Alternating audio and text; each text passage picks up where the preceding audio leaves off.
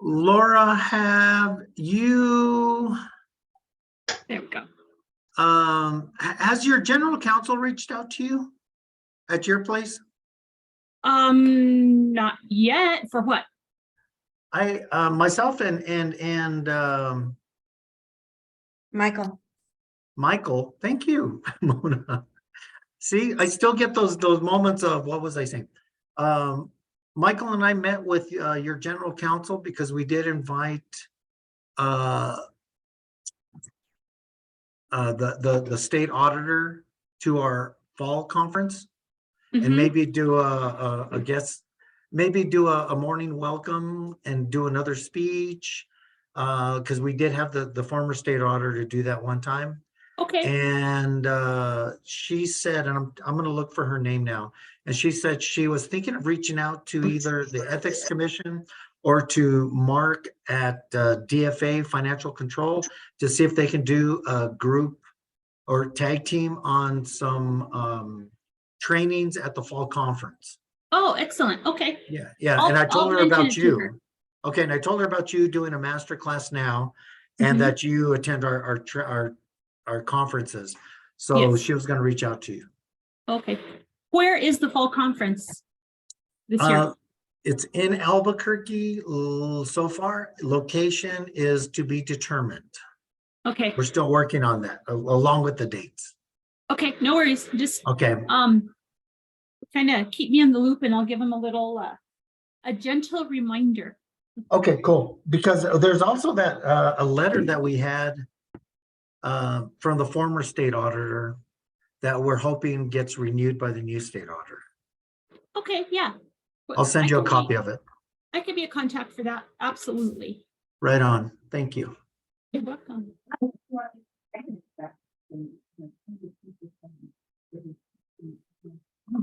All right, let's make sure and mute your microphones, please. Por favor.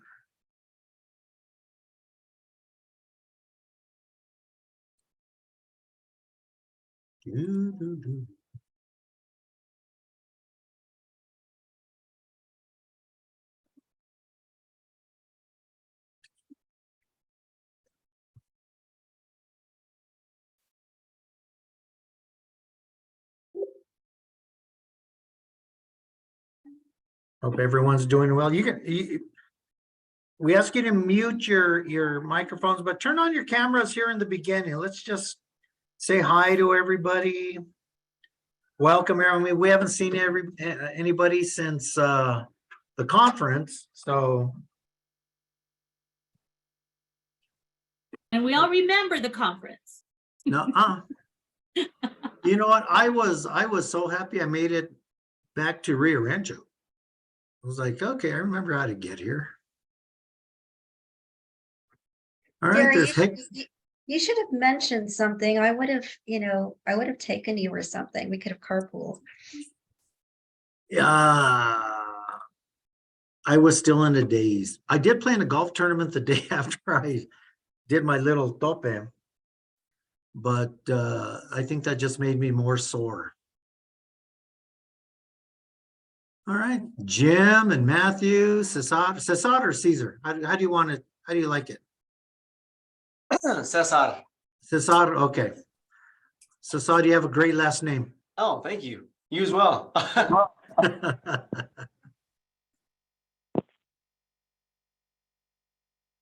right, it's 12 o'clock. We have 27 so far. Let's wait a few more minutes. Laura, how long is your presentation? I can make it as long or as short as you want. I did allow some time at the end, so I'm coming in right around 40 to 45 minutes. Okay, that should be good, because that way we have enough time for any Q&As if we have to. And I don't like to keep anyone after 1 o'clock, just so we can get back to work. Unless you're a state employee, then you can just start your break at 1 o'clock. You have your lunch from 12 to 1, then your break from 1 to 5, or I'm sorry, 1 to 4:30, Then you get your work done from 4:30 to 4:45, and There then you start go. closing up at 4:45 and leave at 5. Right, I think that's generally what everybody thinks. So yeah, that's Oh, no. perfect. Yeah, Oh, no. exactly. Yeah, we're such slackers, right? We don't do anything. Exactly. Yeah. We just cause we're the procurement police. We just cause well, you're the ones that hold up everything anyway. Hi, Cassie, Amanda, Darlene, Joanne. All right, we're up to 31, right on. You know what? I think we can go ahead and get this And get it started. show on the road. Mona, it's all yours. Okay, well, thank you so much, Gary. And thank you everyone for joining us today for the 2023 Masterclass series. Before we start, I just want to do some housekeeping items. First of all, I want to thank everyone who volunteered to work on committees. We had a board meeting yesterday and we had some volunteers who joined us and who have committed to helping us with some projects. And so if there are any others or any more of you who would be interested in serving as a volunteer, please contact Veronica and identify some of the things that you would like to work on, some of the things that you think would be helpful to the organization. In addition, if any of you have any ideas that you would like for me to work on with respect to the Masterclass series, please let me know. My email address is on the website. So if you have an idea, if you have a speaker, or if you would like to speak and if you would like to present, please let me know. One of the things that I'm looking for that I think would be helpful for all of us would be to have a case study. So if any of you have worked on a particularly difficult or interesting procurement in the last year, I'd like to have you present on some of the challenges that you experienced, how you overcame those challenges, and just a really good way for us to talk about what you could have done better and how we can benefit from that particular procurement that you were engaged in. And also, I want to plant the seed in everybody's mind right now. In October, we will be having elections for some of the offices of the NMPPA board.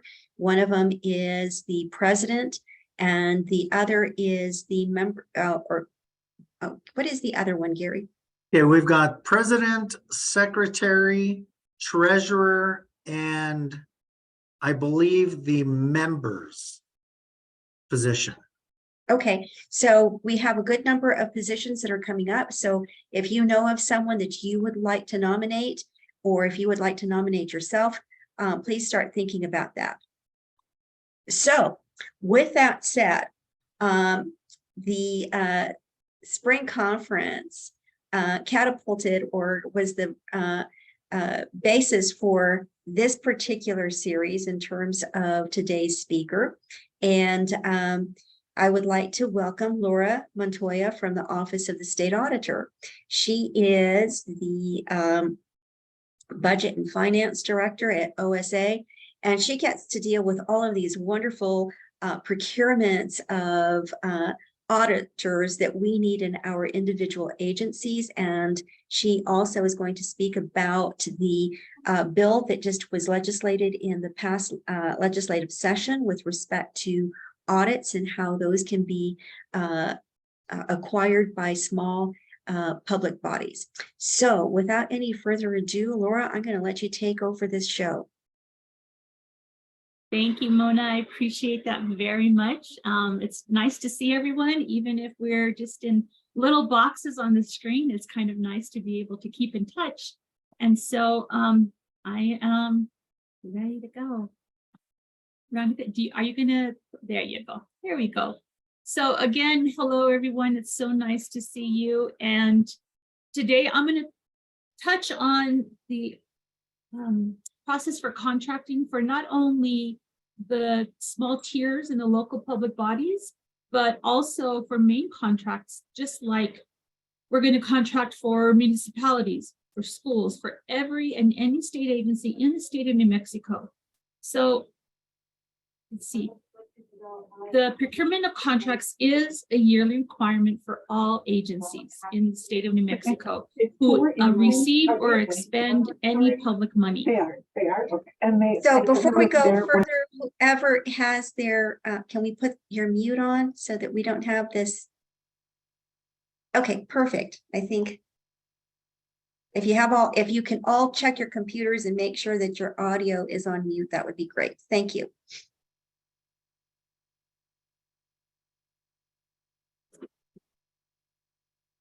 Okay, so all contracting is done through the OSA Connect online portal through our office.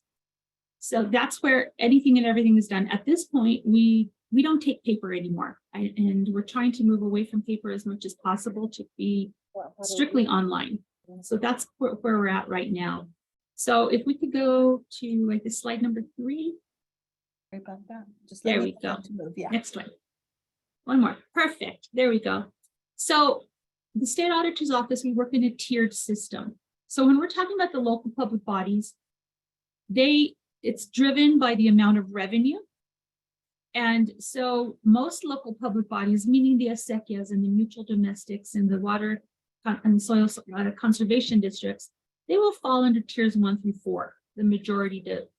So if an entity, not just a local public body, but any entity receives more than $50,000, they will jump up into a higher tier. So all the way up to a full financial audit. And at the end, I can fully cover the tier system specifically and how we do that for the tiers. And we have an initiative going on right now in the state auditor's office to help and to assist all of these small local public bodies in paying for their audits or their tier certifications. Tier 1 and tier 2 tier certifications are strictly a self-certification, meaning that they just need to go online and fill out one little sheet and they're done for the year. And that will meet their financial requirements. These are very important because without having full financial compliance, any agency, any entity is not eligible to receive capital outlay. So the first step in, here we go. The first step in, let's see if I can do this. So the first step in contracting at any time is to determine, okay, I need an audit, and this is going to be for every agency, whether you are a small local public body or you're a large municipality. The first step is to know, hey, I need to have an audit done. It could be an AUP or a full financial audit. So if you go to our website and you can navigate this way to go to your approved audit firms, this will give you a list of those IPA or those independent public accounting firms who are vetted through our office and who have permission or who have been certified to be able to perform these audits. You need me to right move to the now we next? are on, Sorry. no problem, don't worry. I'll just mention next slide. So go Okay, ahead thank and you. next slide, slide 5. So this is an example of a scope. So once you have seen the list of those IPA firms who are able to perform your audit, if this is for a full financial audit, this would be your scope of work for audit services. Now for state agencies, it's a little bit different because the scope of work, still has to follow the State Use Act, and we still have to receive our determination from General Services. But this is just a basic sample of a scope of work for audit services that we used for our office. So please verify that there are any appropriate statutes that your agency may need to follow. Here we've cited the statutes that our office needs to follow. Now for a local public body, if you go to our website, we do have a specific area there, and just contact me and I can guide you hand by hand, step by step on how to get those AUP services. And to answer your question, Ramona, yes, the scope of work will be the same each time you send it out. There will be some slight modifications if any of the statutes have changed from the last time you sent out a proposal. You'll see that this proposal that we did here covered 19, 20, and 21. So you are able to submit your scope for 3 years. And I'm going to cover the auditor's rotation rule here coming up. So you are able to request your proposals for multiple years. Next slide. So this is the auditor rotation rule. So what this basically says, and I just kind of pieced this together so you will know where to find the state auditor rotation rule. This is part of the Audit Act, and it's 2.2.2 part 2 of NMAP. You can navigate there. But what this is basically saying is that you can contract with the same IPA firm for up to 8 consecutive years. So you'll still need to go out for bids, go out for your RFP on your regular rotation schedule, but we will allow the same auditor to perform your audit for up to 8 consecutive years. So you'll take somewhere like, some little municipality or a small school down south who, unfortunately, we do have sometimes that it's difficult to find an IPA who will go down there to do work. And we recognize that. That's why we will allow up to 8 years. This kind of changes back and forth. Sometimes they say, oh, we should make it 6 years, but right now we're at 8 years. Okay, next slide. So once you have completed your procurement process, you've chosen your auditor, you know what you're going to do. Some agencies that are not executive, you will need to submit a memo to DFA. If you fall under DFA, getting approval from the state controller. And basically it's just a simple memo to the state controller saying that our agency has chosen IPA XYZ to perform our annual financial audit, and they'll just kind of shoot you a form back saying that you've received permission. That's something that every legislative session they want to come through and change. We'll see if they're going to change it this year. We're always kind of wondering why they need to approve it, but that's how it is for now. So in order to enter your contract, you will go to our website, our app site, and I have that there. The link is there, www.osa-app.org. I didn't make it up. That's just how it is. Every agency has or should have a login. If you do not, please feel free to reach out to our office and we can absolutely help you here. Okay, next slide. So once you log in, you will go to your agency dashboard. From your agency dashboard, you will see a list of agencies that you are assigned to. We do have many people who work on more than one agency. We have some of our local public bodies that have one person that manages 2 or 3 of them, and that's perfectly fine. You just want to make sure you're working in the correct agency. Okay, next slide. So once you're in your agency, you'll be able to see, okay, I'm in here, there I am. If I want to add somebody else, you just click on that little blue box up at the top that says add contact. And when you click on that box, you can add someone else who you authorize to work in your agency profile as well. And you'll just fill it out. You're going to add your new contact, first name, last name, and all of the pertinent information. And something that's important, if you look down there on the bottom right-hand corner, you'll see it's asking for type. So be sure you click on the correct boxes. You can add your board president, you can add your director. Just click, are they an agency head, a contact? Do they have approval? Just click on that and that will just make things a lot easier when it comes to sending out additional information. Okay, next slide. Once you've done that, you filled it out, you'll get this little green notification at the top saying that it was created successfully. If you leave any of the fields blank, it may not accept it. So just make sure you fill out all of the fields. Okay, next slide. So the next thing that you're going to want to look at is going to be your agency profile, and you'll find that there on your dashboard. this is where it's kind of important. You want to make sure that your agency type is correct. Your phone number, your address, please keep your address up to date. And please keep your phone numbers up to date. One of the biggest problems that we run into is if we have to send any kind of correspondence, and this is the address and phone number that we go by. Another thing that you want to look at under agency type. Okay, next slide. If you click on hover on that little arrow, you can choose your agency type. This is where you change it. Are you a tier 3? Are you a county, a district attorney, higher ed, hospitals? So just click on the one that is appropriate to your agency. Okay, moving along here. Very next step.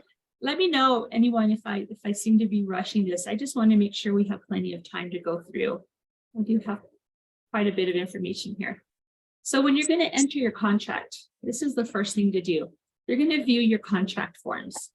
So please make sure that you're going to look on your contract forms and make sure that someone else, if you have someone else in your agency who also has authorization, make sure they haven't already started your contract for you. And you'll see they're sorted here by fiscal year. So if you do not see an existing or a started contract at this point, you will click on that box in the upper right-hand corner that says generate form. This is where you start entering all of the contract information that's going to be coming to you straight off of that proposal that you received from your IPA. So that might be another thing we need to do, is how to do your evaluations, but I'm not going to talk about evaluating IPAs right now.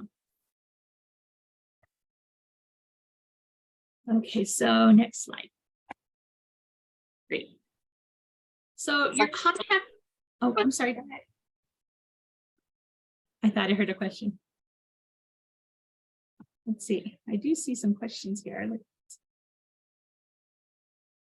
Okay, so your contract data form for your audits, you're going to get all of this information straight off of your proposal that you've received. So you'll see this is your agency. You want to fill in the name of your agency head and that title. For myself, for this office, it would be Joseph M. Maestas, State Auditor. You want the email address of your agency head, because when we send correspondence, it is going to go to your agency head. The name of your agency contact, that would be either your CPO or whoever's going to be managing this contract, as well as title. Okay, next slide, please.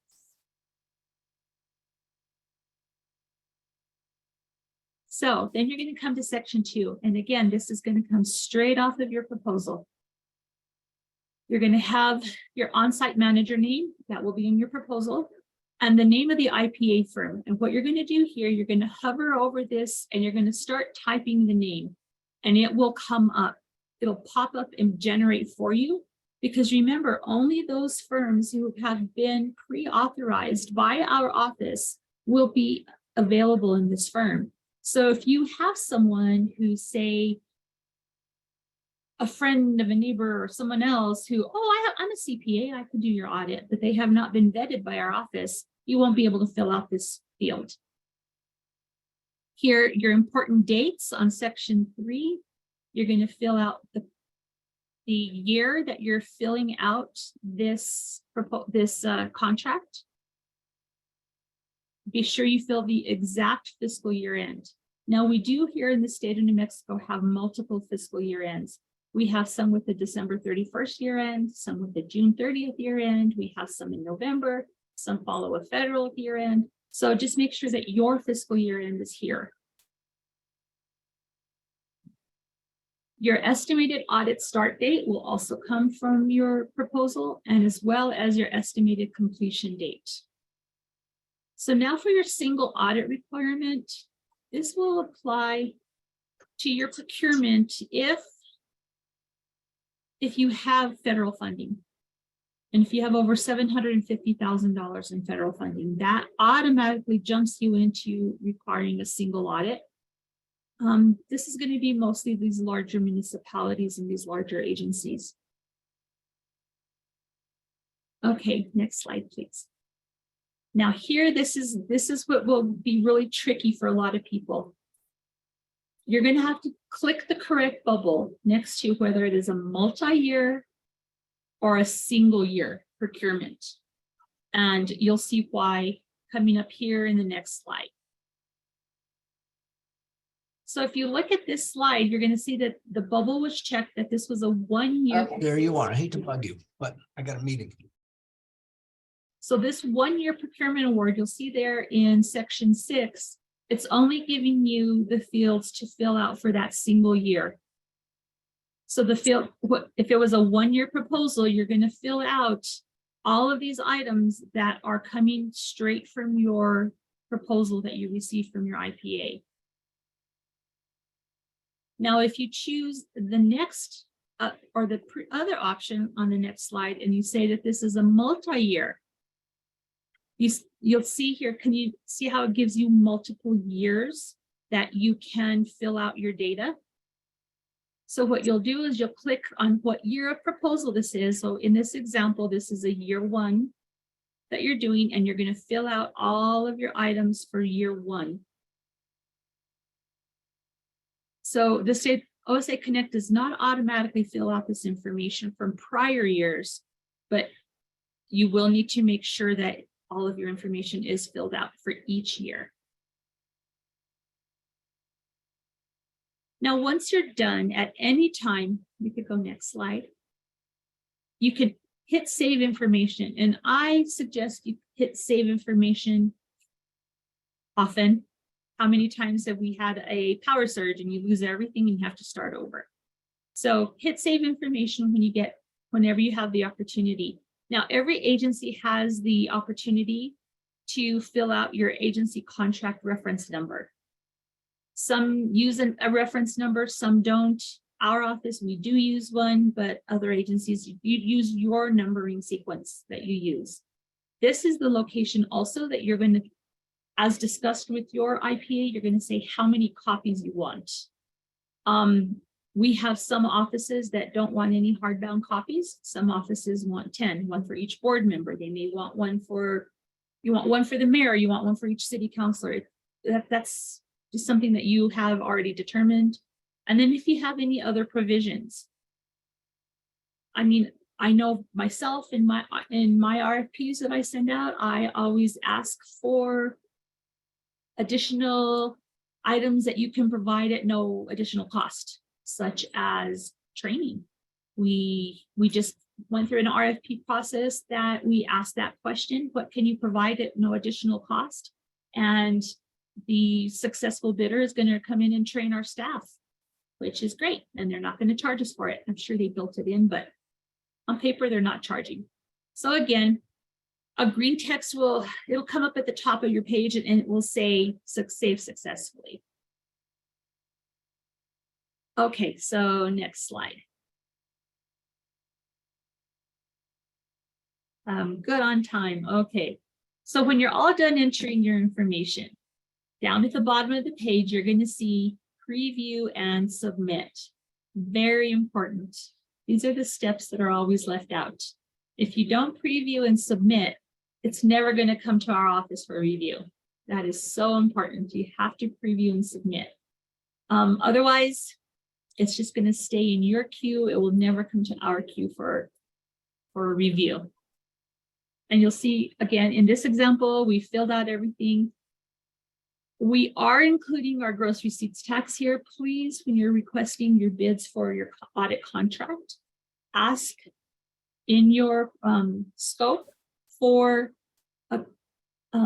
the inclusion of your gross receipts tax, because that when you're doing your contract, it's going to ask you for your gross receipts tax, and it may get you hung up there if you don't include that, and it could affect your bottom line with the cost. So ask for your gross receipts tax. Now, if you have missed any information, the application that you're trying to submit, it'll take you right back to the contract data form page, and it will indicate what data you're missing. So maybe you left out your agency head. It'll take you right back there and you'll have to fill out your agency head. Or if you didn't check one of the boxes, it'll take you back there. So we try to have everything done for you and do a check on it before you submit it to us. Okay, so that was how you, in your office, you're going to do a preview. And I know it's kind of counterintuitive, but you will be submitting it twice. So let's go to the next slide and I'll show you what I mean. So here, you're going to have a sample come up of your audit contract. So what you can do up at the top, you'll see save and print. So you can print a copy of this audit contract. This is for your use only. It is not official yet. It's just a draft. So that way, if you want to just print a hard copy so you can review it, you can give it to your legal team so that they can review before it goes through the process, that will be fine. But most important thing up at the top, it says save and notify OSA. That's when it comes to us. And if you go back into your view contract forms off of your dashboard, you will see that your status is going to change to say submitted. So if it's not submitted to us, we'll never get it. So make sure that you submit that contract to us. At any time, you can always click on that view under action, and you'll be able to look at it again. This gives you an HTML version of that contract, and you can print it or email it to anyone. So if all you want to do at this point is hold off and just keep it there for a minute, that's fine. You don't have to hit save and notify OSA, but we'll never get it unless you hit that save and notify button.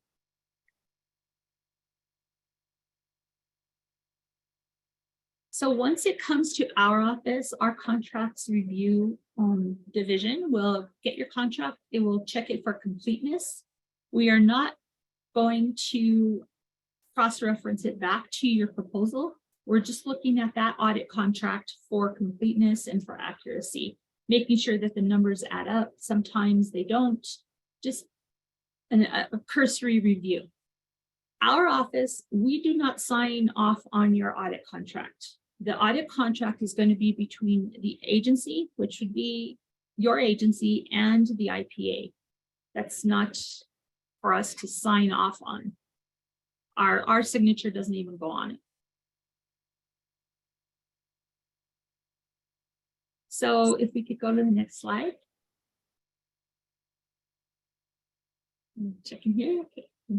So if you've submitted it to us and our review has gone through and we see that there's something missing, something needs to be changed, what will happen is we will send it back to you and you will get a message that says that there are changes that need to be made. There could be multiple changes, or it could just be, oh, you left out this one thing. You'll be able to go back into your draft contract by clicking on the edit button and make any necessary changes, and you can resubmit that same one. Don't start a new contract, just edit the one that you already have there. Because if you start generating new contracts, well, then something different could be left out of the second one. So it's just all work in one contract for 1 year. Now, if there is a problem that it's just totally, completely wrong, then we can be canceled and start it over. But it's just much cleaner, much better to just go to view contract forms on your dashboard and go in and edit the one that may need corrections. Once you've made those corrections, what you're going to do is you'll just click it again, save and notify OSA, and it'll come back and it'll go back to our contracts review division. I think I was talking kind of fast, but here we go. Do we have any questions? It was a lot. Does anyone want me to go more into detail on the local public body? Because it is a little bit different. Laura, I think you should go expand a little bit more on the local public bodies. I do have a quick question, maybe. What if, let's say, it's a audit contract and it's for small, it's under $60,000. Mhm. And then it gets renewed. And once you renew it with the same supplier, just amend it to extend it. But now you've extended it and it crosses over the $60,000 threshold. Is that for a single year or for multiple years? If it's going to be a multiple year, Mhm. now you would have to go out for RFP, right? Because now you've crossed over the small purchase threshold. Okay, so on an audit, it's a little bit different for the audit, and you can refer back to the audit rule. And I can get you, I'll navigate you back to the audit rule. But the audit rule actually allows for multiple years. Right? So you can do a multi-year RFP, and since you are doing an RFP, it can go over the 60,000. Okay, but what if you're not doing it as an RFP? You did it as a single year. You didn't go out for RFP because it was under $60,000, small Mhm. professional service contract. But you can't renew it because it would go over the 60,000. Okay, so in that case, I would recommend always doing a multi-year RFP because it's a lot of work to do a new one every single year. You can do one. The only instance that I could really foresee that happening would be let's just say you went out for RFPs and Smith & Smith came back and they were your chosen auditor to do your 3 years, let's say. And then maybe next year something happened and Smith & Smith dissolved their company. So you have to go out again. That would be an instance where I could imagine having to do it year after year. But our office, we always go multi-year. It's just so much easier. And then that's even the $60,000 question, that it really wouldn't apply. I mean, because for instance, let's just say City of Albuquerque. I'm going to pick on City of Albuquerque because they're a very large agency. Their audits come back very large year after year. And they can do multi-year proposals.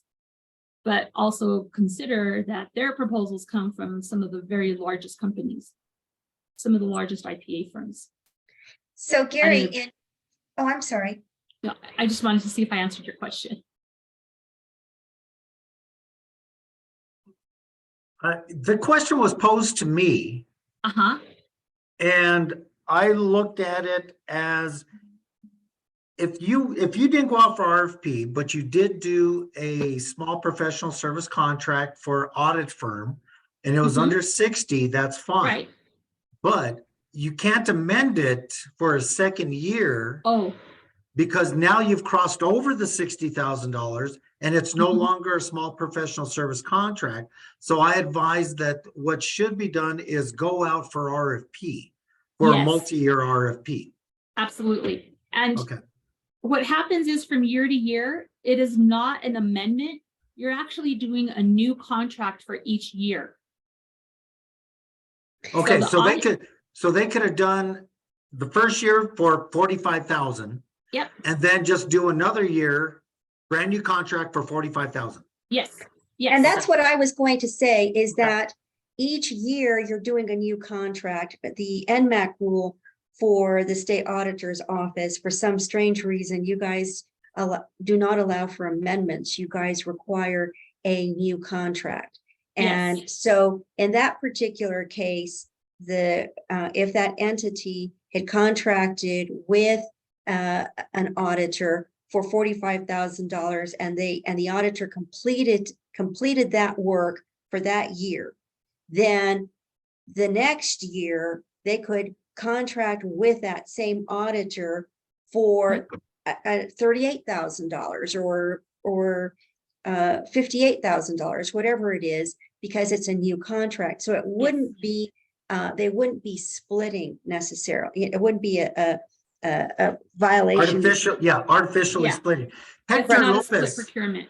Hector Lopez has his hand up. Hi, so yeah, I think I asked you this question, Gary. Yes, I'm a little confused about how to put the question out there, but so what we're doing is we have an auditor right now. And we were told that we need to do an RFP.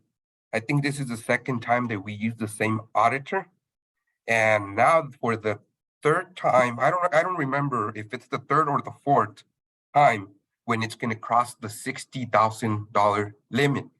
So we were told to do an RFP, and for me, it's already too late for an RFP. But I'm listening to the answers, and it looks to me that we can continue to do it every single year. Yes. as a brand new contract every year under 60, utilizing the same vendor, they can do that, correct? Yeah, we're doing a single contract. We're doing a contract every year. Yes. Then So that's how did you come about choosing that one, your current IPA firm? How did you choose them in the first place? By quotes, getting quotes. Okay, is your quote for 1 year, your 1 year quote, was it under 60,000? Yes. Okay, So did I- they quote multiple years or just 1 year? I saw the quote just a couple of days ago because my supervisor works on this for the audit contract. So it looked like it had 3 years in there, the quote. Perfect, Okay. perfect. You can still use them. So As long after as- this third year, can we go out again and get quotes, or are we gonna have to do an RFP? Is your single year over 60,000? Single year, no. We're only Okay. like 23 some to like 23, You can get- 25. You can get quotes. So we can do that every year? Well, you can do it because you sought quotes for 3 years. Yes. So I think Okay. for now, we already used it twice, I think. So we have Okay. the last one. So Yeah. then after your third year, then you'll seek quotes again. Okay, but no but- RFP. Because we were told that we have to do an RFP. No, not if you're under 60,000, you're fine for the single one contract. If you're 60,000 or under for 1 year, you're fine. It's Okay. if you You just can't amend that contract to extend, right. because that would put you over 60, and then you would have to do the RFP. So instead of amending to extend, you would just do a brand new contract the next year and still keep Yes. it under 60. Okay. Okay. Exactly. I do see a question here in the chat. If an agency is selected to be audited by OSA, how does that process work? Does OSA ask for the agency's scope of work to provide a proposal or contract? Or does OSA contract out the audit services for a third party auditor? So that's a great question. The state auditor's office, we are auditors. We do go out and perform audits. We're doing some right now. We do both audits, we do AUPs. What happens is your agency head will receive a letter of notification from the state auditor's office saying basically that the state auditor's office will be performing your financial audit for whatever year they're going to do. At that point, you're good. We will send you a memorandum of agreement. We will send all of the necessary paperwork, and we'll go do your work. You won't have, if your agency is selected by our office to perform the audit, that we are going to perform the audit, you're done. Just sit back and give us all the records that we asked for, and that's it. We don't pay. Yes, you do. You do pay. However, I'll let you know that the state auditor's office charges very low rates. But yes, Hector. I have another question. I'm new to this, so I just learned that also, I think I don't know if it's DFA, that they post the amount that an audit could charge. Why Yes. is that? I mean, if I'm doing a contract, I cannot tell someone, hey, you need to charge me No, between this amount, but they can't post the amount in there. Why is Right. that? So what DFA is giving you, what that amount that they post, that's just an idea of the amount to post to use as a reference when during the budget process. So every year when we submit our budget appropriation request, they're telling you, make sure that you reserve this amount in your 300 category, in your contracts category, to pay for your financial audit. But then that's telling the auditors how much they can charge. No, no, No? it's not. No, it's just telling the agencies to make sure that you have saved enough money in your during your budgeting process to pay for your audit. There's a roundabout strange formula that very few IPAs actually quote that amount. Ours doesn't. So it's just a tool to help with your budgeting process. They take the amount that you paid for your audit last year and have a multiplication factor that they put in. I don't know if it's 3 or 5% escalation, and that gives you your new number. But it's just it's an idea. It's a placeholder. All right, Jim, you had your hand up too. Do you have a question? Actually, it was answered, but I'm thinking the same way Hector is on this one, in that when you have a construction budget, the contractors know what that construction budget is, and they tend to bid right up against that budget line, that MAC cost. And it could happen, I guess, here with auditors, but I'm thinking that they also take a risk when they bid or RFP propose right up against that line, because they may get outbid. So it's Absolutely. here and there. There are also instances, and I'll tell you quite frankly, there are sometimes that the bid comes in and they're going to bid 3 times the amount because maybe they don't really want it, but they want to keep their card on the deck, card on the table, and they could be the winner. Maybe nobody else bids. So it's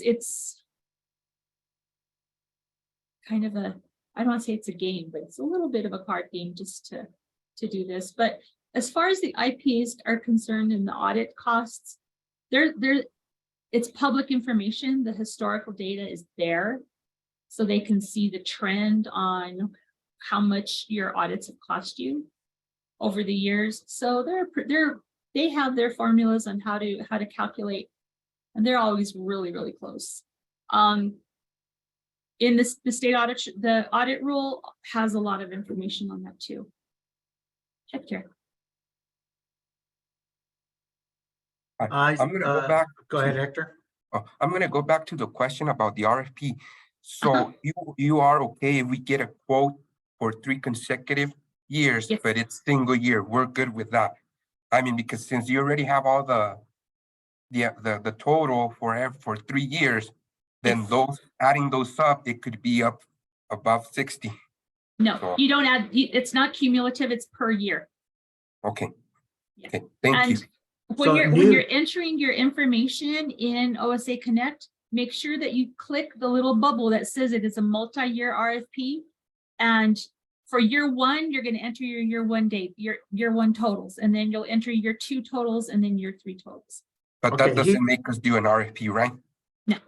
Okay. Jim, your hand's up. It is, thank you.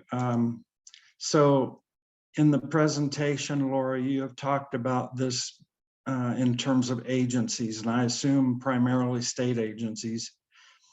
If it's a local public body, then do they also go to this website and enter the same information after conducting their RFP? Correct, yes. Now for a small local public body, and here I'm talking about acequias or mutual domestics or land grants, the process is a little bit easier. On our website, we actually have the scope there for you. So it's as simple as going to our website, and I don't know if I can but can you bring up our website real quick? It's www.saonm.org.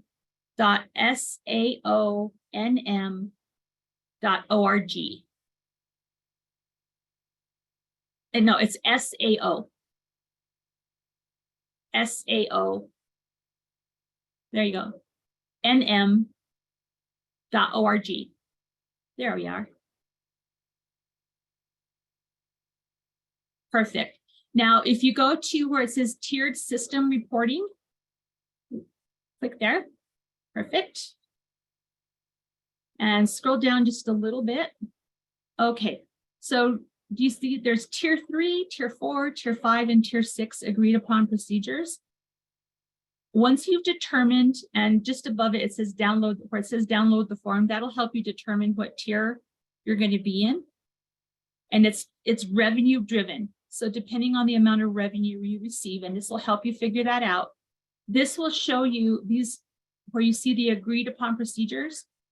If you click on any one of those, it will give you, this is your scope right there. So what you can do is save this document and send this document as your attachment. And when you send out your request for bids or your request for proposals, most of these are going to be bids because these are $3,000 contracts, most of them, or less. You can say, please submit your quotes to the attached agreed upon procedures. And there's your scope right there.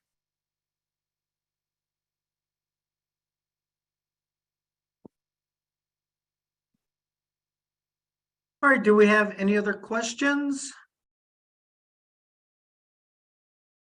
And one thing kind of in closing, I just want to mention, I did on the last slide that we there, I do have my contact information there. Please, at any time, if you have any questions or you want me to cover something a little bit more in depth, please just reach out to me. I'm here to help. I think it's on the very last slide. There we go. There I am.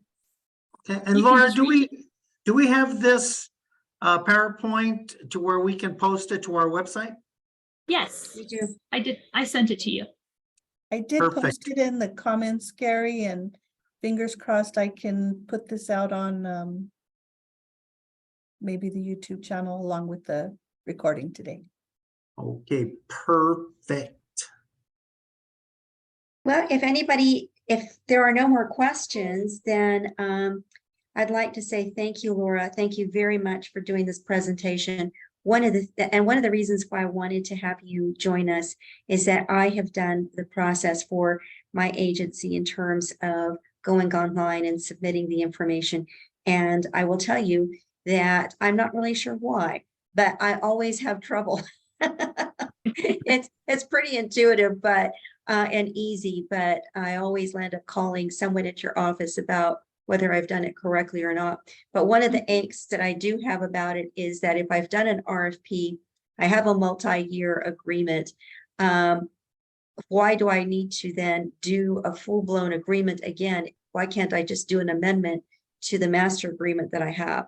And so I was told that if I had such a concern, then I should go to your rule making meeting, but I haven't done that. But if anybody else has that angst, we might want to go to the rulemaking meeting and voice our opinions about it. But Yeah, and part of the thing too is that audit contract, the way that the process is right now, it is multi-year bid, multi-year quote, multi-year proposal, single-year contract. That's just how they have it for now. It could be something that's going to change. I don't know. But that's the only comment I have. And you're saying here that the contracting agency should have some internal method to track the number of years an audit firm is consecutively utilized. So at any time you can go back into OSA Connect and you can see your contracts, but yes, definitely keep track of how many years you've used the same auditor. As it is right now, you can use it the same IPA for 8 consecutive years. So if you think about it, you can enter 3 years at a time. So you'll do a 3-year, a 3-year, and then a 2-year. And then you'll need either an exemption to use it for 1 more year, or you'll have to go out for bids again. What if you go out for bid again or Uh-huh. quotes again, and they continually are the lowest ones? Then they won. You did what you had to do.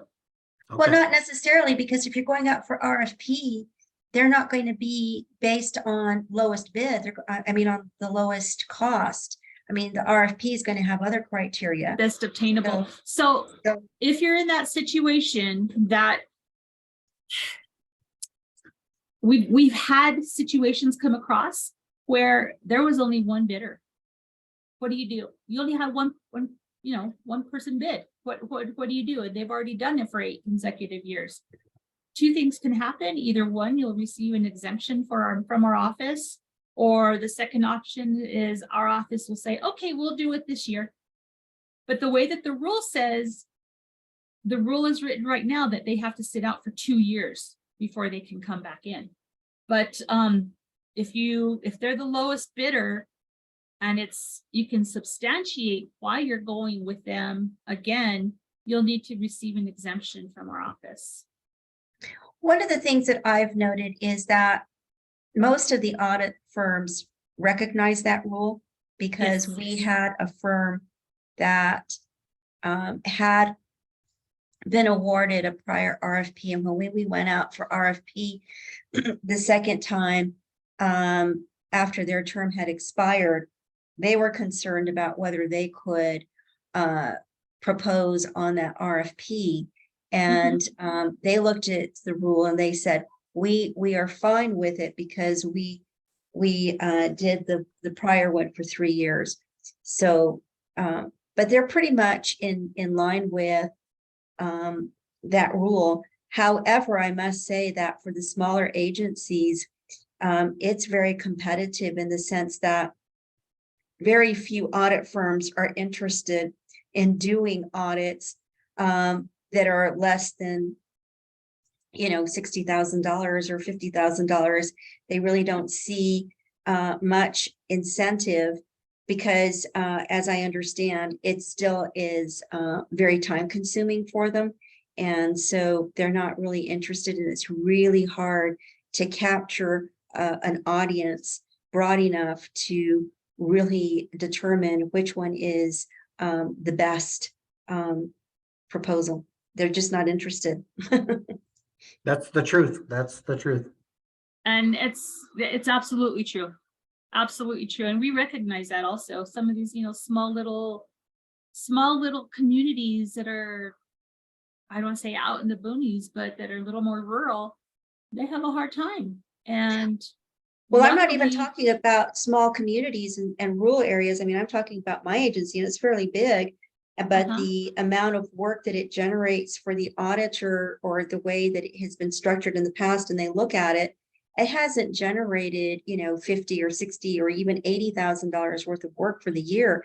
It's been probably in the 40 range. And it's just like, when we put it out for RFP, a lot of companies during the pre-proposal conference talked about, well, it doesn't seem like it's really worth our trouble to propose on this RFP because it's a lot of, it's just not going to be lucrative for us.